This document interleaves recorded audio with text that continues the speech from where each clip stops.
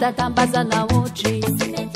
simangekyaho jeda ume na wochi fada manaka nga fasule ftava siva vidivula yala tsinyam na wabara mishtafa kamfanga mula simekyaho jeda tambaza na wochi simangekyaho jeda ume na wochi